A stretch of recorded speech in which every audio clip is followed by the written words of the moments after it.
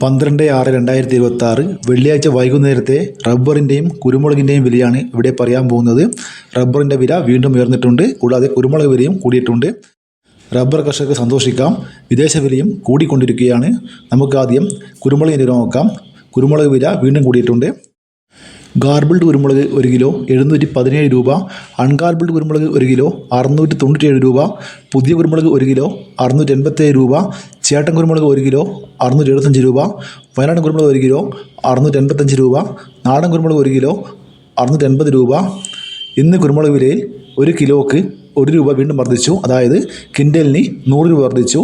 3-4 ദിവസമായി കുരുമുളക് വില മുന്നോട്ടാണ്. ഇനി നമുക്ക് റബ്ബറിൻ്റെ വില നോക്കാം.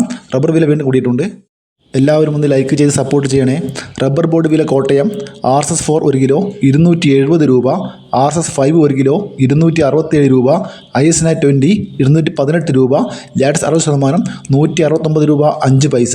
ഇതാണ് കോട്ടയത്തെ വില. റബ്ബർ വില കൊച്ചി നോക്കാം. RSS4 1 കിലോ 270 രൂപ. RSS5 1 കിലോ 267 രൂപ. ഇനി വ്യാപാരി നോക്കാം. വ്യാപാരി വില കോട്ടയം RSS4 1 കിലോ 262 രൂപ. RSS5 1 കിലോ 259 രൂപ. ഇന്ന് റബ്ബർ വിലയിൽ RSS4ന് 1 രൂപയാണ് കൂടിയത്. RSS5ന് 2 രൂപ കൂടിയിട്ടുണ്ട്. ISNA20ക്കും 2 രൂപ കൂടിയിട്ടുണ്ട്. ലാറ്റസ് 60% വിലയിൽ മാറ്റമില്ല. റബ്ബർ വില കൊച്ചി നോക്കുകയാണെങ്കിൽ RSS4ന് 1 രൂപയും RSS5ന് 2 രൂപയും കൂടിയിട്ടുണ്ട്.